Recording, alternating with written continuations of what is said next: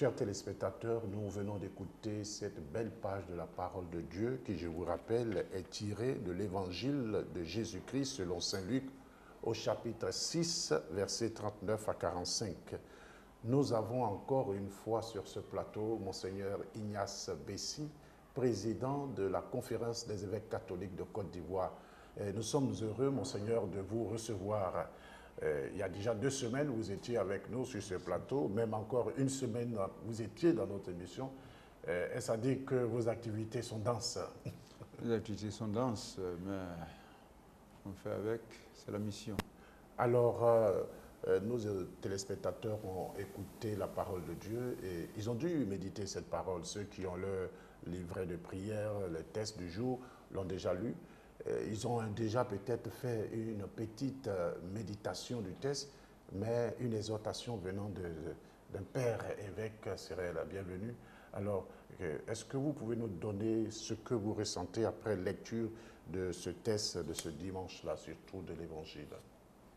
Oui, je voudrais revenir sur ces textes, bien sûr sur l'Évangile en particulier, mais quand j'entends ces textes qui nous sont proposés, je pense qu'il y a une image qui nous revient et qui retient notre attention. C'est l'image du fruit dans sa relation avec l'arbre, si vous voulez, l'arbre dans sa relation avec le fruit.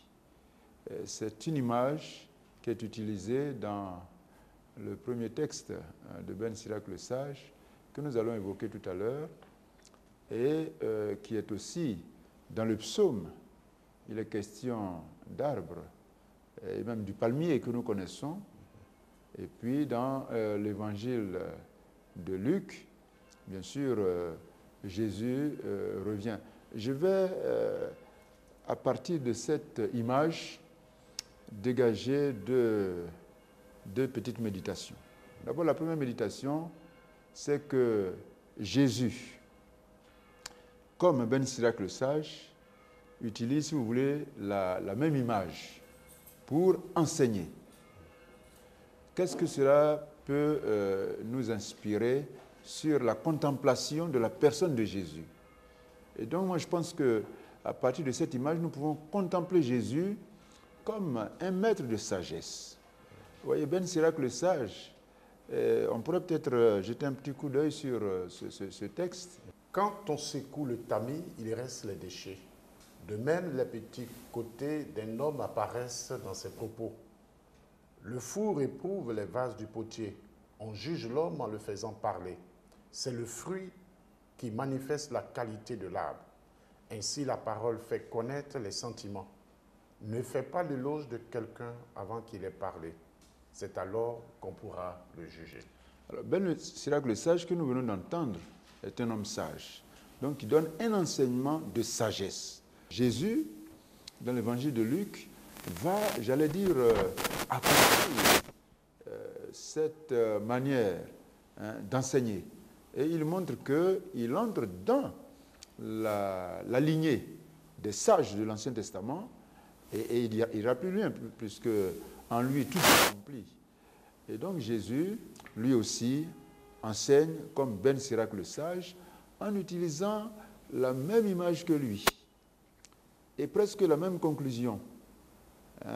C'est le fruit qui manifeste la qualité de l'arbre et Jésus dira c'est au fruit qu'on reconnaîtra un bon arbre. Et donc Jésus vraiment se situe dans la lignée des sages, mais ira plus loin. Alors ça c'est la première chose qu'on peut tirer, donc contempler Jésus comme un maître de sagesse qui enseigne. Ce n'est pas pour cela qu'on parlera dans l'évangile de Luc, d'ailleurs, de ses disciples. Le disciple n'est pas plus grand que le maître. Donc Jésus se situe dans la lignée des maîtres de sagesse qui enseignent, et donc il y a des disciples qui écoutent son enseignement. Autre chose qu'on peut tirer de cette comparaison, surtout à partir de l'arbre, vous voyez dans la parole de Dieu, parfois l'arbre est aussi mis en comparaison avec l'homme. Alors, si nous approfondissons ce texte, nous comprenons qu'il y a une sorte de mise en parallèle entre l'arbre et les serviteurs de Dieu. Pour dire que c'est un peu d'usage dans la parole de Dieu de mettre une sorte de parallèle entre l'arbre et la personne humaine. D'ailleurs, on ne va pas les citer, cet aveugle que Jésus a guéri de manière progressive. Jésus le guérit et il lui demande, mais alors est-ce que tu vois? Il dit, mais je vois que des hommes qui marchent un peu sur la tête comme des arbres. Donc il y a toujours un petit lien entre les hommes et les arbres en comparaison, et je crois qu'on peut tirer de cette comparaison ce que nous avons fait pour Ben Sirac le Sage dans l'évangile de Luc, donc, qui dit qu'un bon arbre produit un bon fruit. Un mauvais arbre produit un mauvais fruit, et il tire la conclusion de la même manière. Un homme bon tire de son cœur bon de bonnes choses. Un homme mauvais tire de son cœur mauvais de mauvaises choses. Et donc, pour dire que entre la parole et le cœur, il doit avoir une cohérence. Le livre de la sagesse dira, tant que quelqu'un n'a pas parlé, il ne faut pas le juger. Parce que tu ne sais pas ce qu'il pense, tu ne sais pas ce qu'il est. Donc, ce qu'il pense et ce qu'il dit doit permettre de le connaître. Et donc, ça doit nous inviter à la cohérence dans notre vie.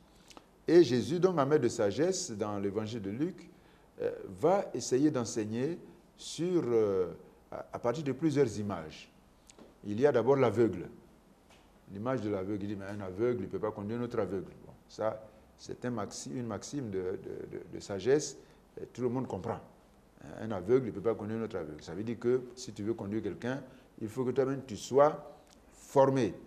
Et voilà pourquoi le disciple n'est pas plus grand que le maître, mais il doit s'efforcer d'être comme son maître.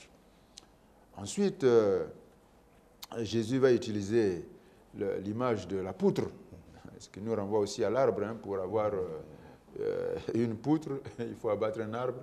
Et moi, je suis contre ceux qui abattent les arbres, mais il se trouve que, bon, pour faire des maisons, on a besoin quand même de poutres.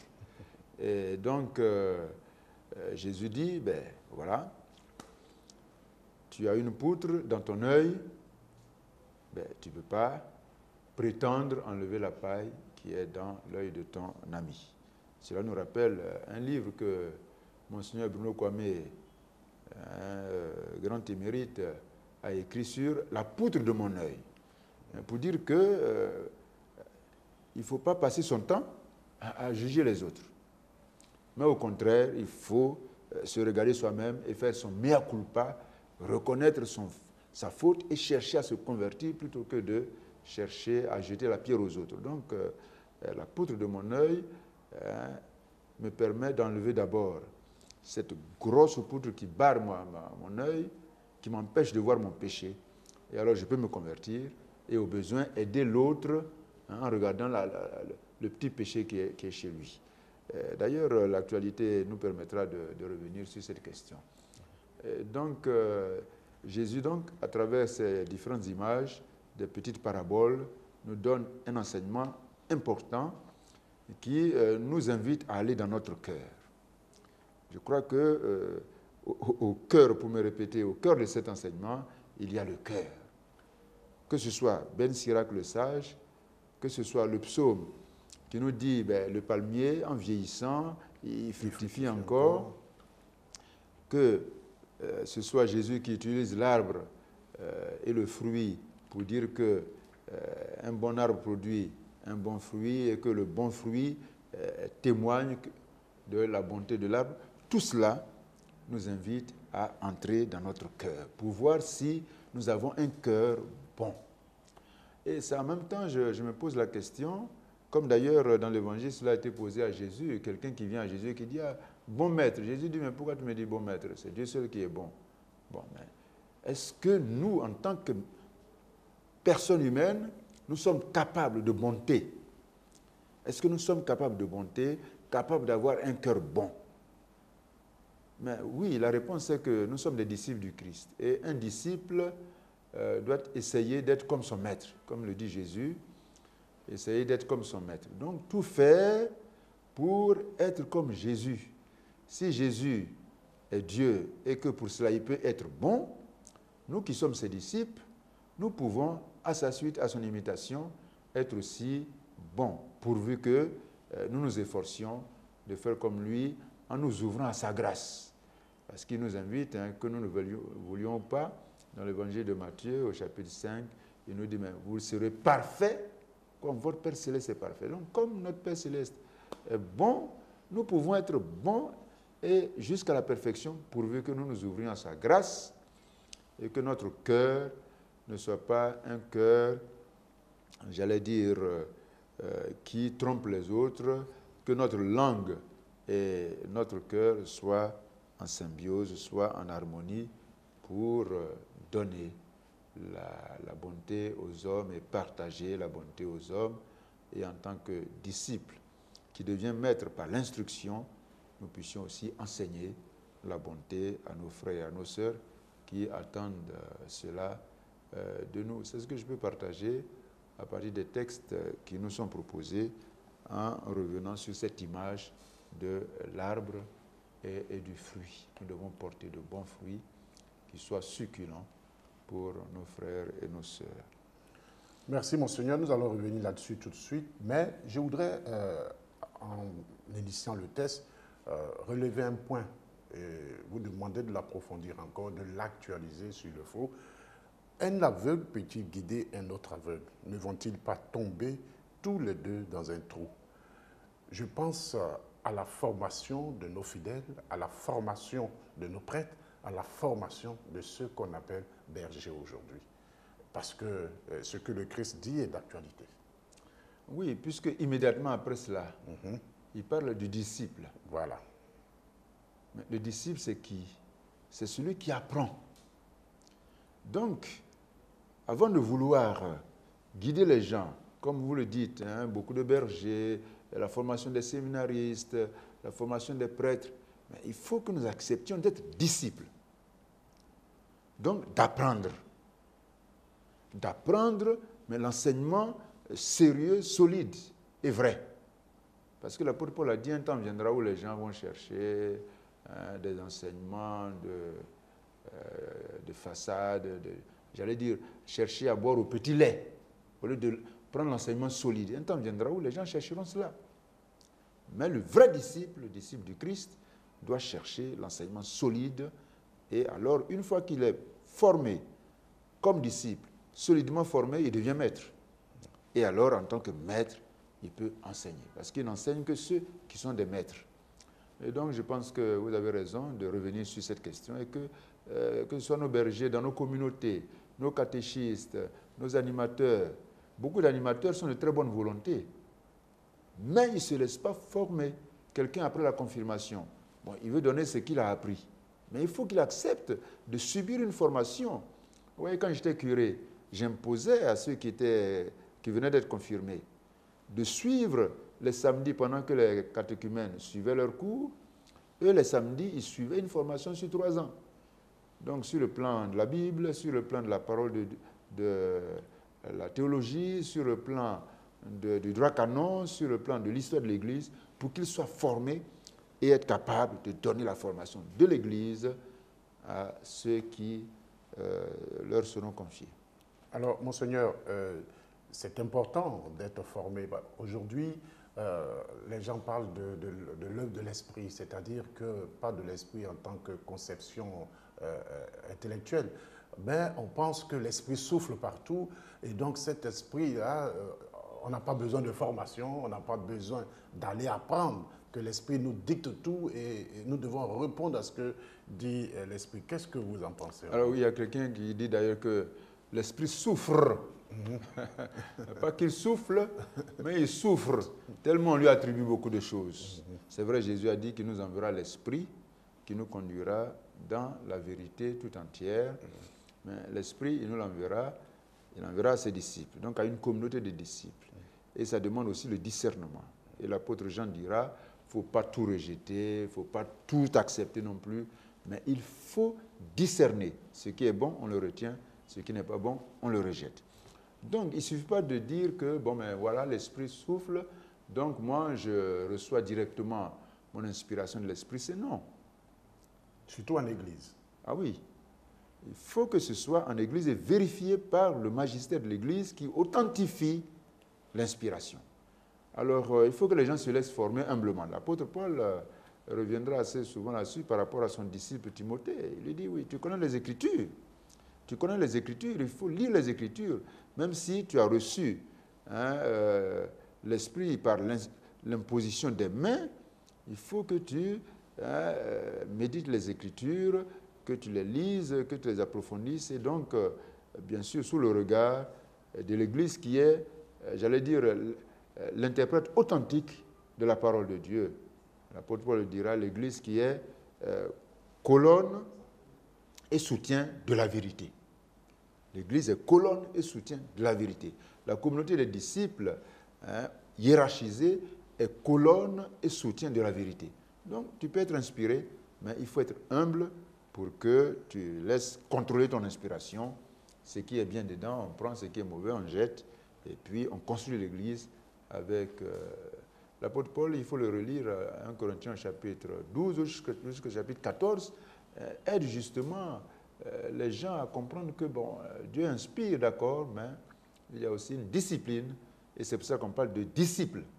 La discipline et la sagesse, le Ben Sirac le sage, les livres de sagesse montrent que celui qui veut connaître la sagesse cherche en même temps la discipline. On ne peut pas être formé, on ne peut pas être disciple sans qu'il y ait de la discipline, de la rigueur pour avancer dans la connaissance de Dieu. Alors, Monseigneur, le thème hypocrite, pour moi, est vraiment très fort et à son sens ici. Alors, quand tu dis hypocrite, enlève d'abord la poutre de ton œil, alors tu verras clair pour enlever la paille qui est dans l'œil de ton frère. Et il dit à la suite, un bon arbre ne donne pas de fruits pourris. Est-ce à dire qu'il faut déjà être saint pour pouvoir dire à ton frère de faire ce qu'il doit faire? Oui, sinon, alors, on risque d'être hypocrite.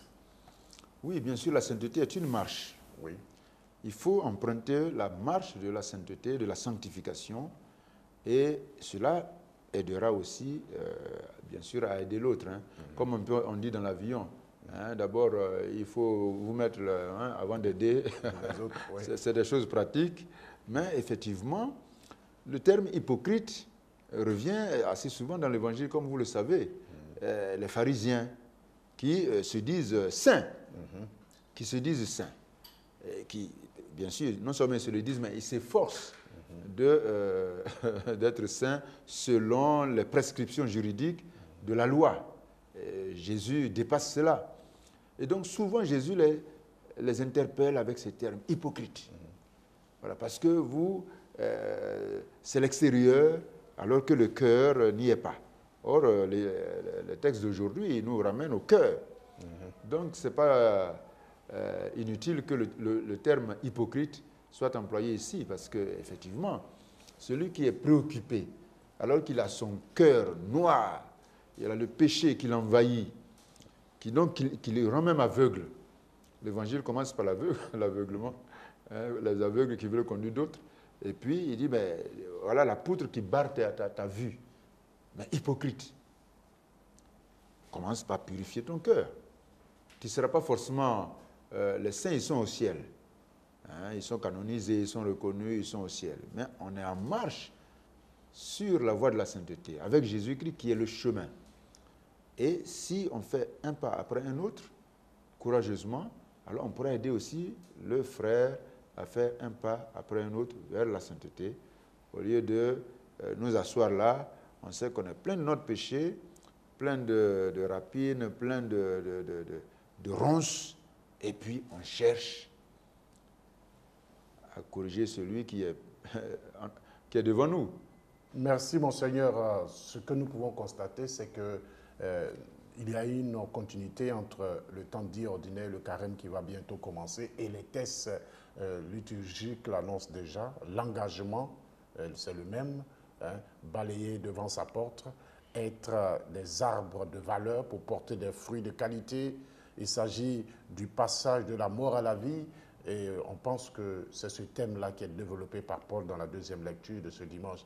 Si l'homme moderne aujourd'hui est soucieux de l'efficacité dans les entreprises, le Christ, lui, exige encore plus dans notre engagement à sa suite. Et il nous invite à nous améliorer en commençant par nous-mêmes. Et c'est ce qu'il dit d'enlever la poutre qui se trouve dans notre œil. Car la peine que nous nous donnons ne sera pas stérile si nous faisons cet effort-là d'enlever la poutre dans notre œil. La peine produira des fruits. Voilà. Nous sommes tous dans la même logique. Merci beaucoup, Monseigneur, de ce partage. Merci. Et merci pour tout ce que vous faites pour notre Église. Merci à vous aussi pour le service que vous rendez à l'Église à travers les médias.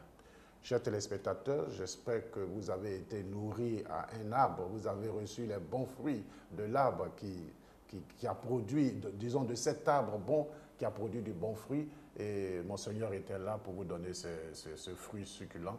Nous l'avons tous pris et ce ne sera pas seulement un dessert, Monseigneur, ce sera une nourriture consistante. Merci beaucoup, Merci, Monseigneur. merci.